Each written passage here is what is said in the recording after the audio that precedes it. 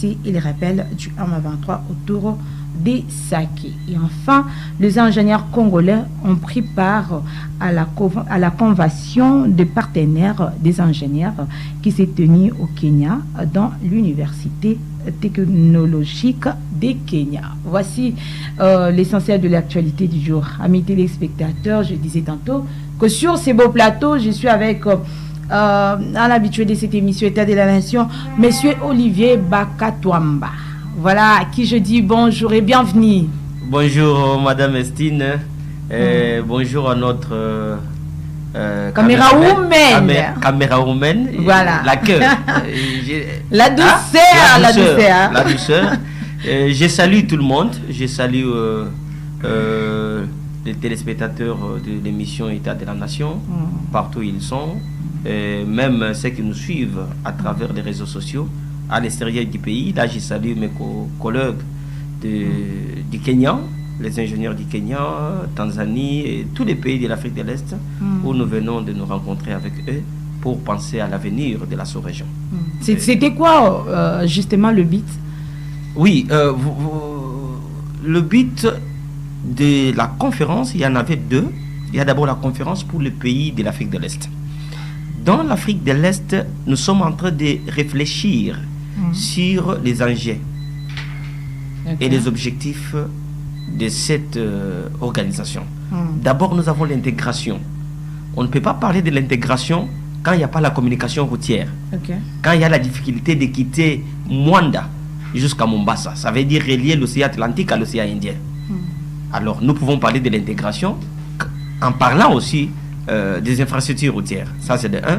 Et pour passer, j'ai pris juste l'exemple, pour penser aux infrastructures routières, nous pensons aux ingénieurs. C'est pour dire que ce sont des ingénieurs qui vont mettre en application ces édifices. C'est la raison pour laquelle les ingénieurs de tous les 8 pays membres de l'Afrique de l'Est... J'espère que la régie est en train de balancer les photos. Très bien, merci beaucoup. Nous nous sommes réunis au Kenya pour réfléchir sur le cahier des charges que nous devons présenter au secrétariat de l'Eastern African Community, dont le siège est en Tanzanie. Alors, l'autre avantage, c'est quoi? C'est de permettre, quand vous êtes un ingénieur congolais et que vous avez fini en Tanzanie, par exemple, ou vous êtes un ingénieur congolais, vous avez fini à l'essai du pays, vous voulez travailler à un projet de la sous-région en Tanzanie. Au lieu d'aller s'enregistrer dans leur tableau d'ordre comme un ingénieur étranger, mais vous serez enregistré comme un ingénieur local. Tout en sachant que vous êtes congolais. De même qu'un Congolais ingénieur qui voulait aller travailler au Kenya, qui voulait aller travailler en Somalie, Soudan du Sud, Burundi, Ouganda, Rwanda. Ça, ce sont les 8 pays qui composent l'Afrique de l'Est. Donc, c'est de permettre à ce que les ingénieurs de tous ces pays que je viens de citer là travaillent dans l'un de l'autre pays sans être contraint à un statut d'un ingénieur étranger. Ça, c'est ça l'avantage. Connaître aussi le nombre des ingénieurs dans chaque filière. Parce que nous ne pouvons pas penser au développement d'un pays si on ne connaît pas le nombre des ingénieurs qui vont porter ce développement. Je vous donne l'exemple, peut-être nous voulons construire la route quittant Mwanda jusqu'à Mombasa. Donc c'est relié des océans Indien à Atlantique. Il faut connaître le nombre des ingénieurs de tous ces pays que cette route doit traverser. Parce que quittant ici jusqu'à Tanzanie, on doit traverser, si on veut, on peut traverser par Burundi, on peut traverser par Tanzanie, Burundi, Tanzanie, et puis nous entrons au Kenya. Vous voyez, ce sont 4 pays directement, RDC, Burundi, Tanzanie, Kenya, 4 pays sur 8.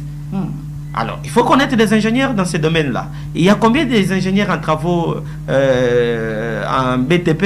Il y a combien des ingénieurs mécaniciens? Il y a combien des ingénieurs électriciens? Ça veut dire qu'il faut avoir l'ordre des ingénieurs ou corps d'enregistrement des ingénieurs.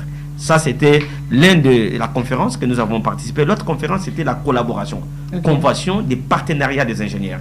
Là, nous avons pu, pour nous, les ingénieurs congolais, nous avons pu signer.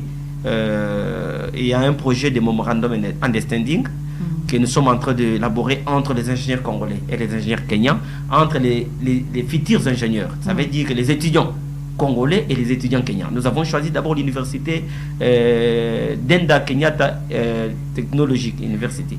Donc c'est l'une d'universités qui se base dans la région des Nyeri, Alors, cette université-là, la particularité que j'ai trouvée dans cette université-là est que ils ont leurs propres entreprises. Donc, l'université investit dans les entreprises de valorisation des matières premières. J'ai visité la production, l'usine de production des semi-conducteurs. On ne peut pas parler de la montée en puissance de la technologie africaine sans la production de semi-conducteurs. Et quelles sont les matières premières pour la production de ces semi-conducteurs? Ce sont nos coltons qu'on est en train de tuer et égorger nos frères à l'est du pays, à Roubaïa, comme vous venez de nous parler ici, qu'il y a la guerre de l'autre côté. Alors, il faut que nos jeunes ingénieurs, futurs ingénieurs, sachent que la mort de leurs frères, mère, père, est conditionné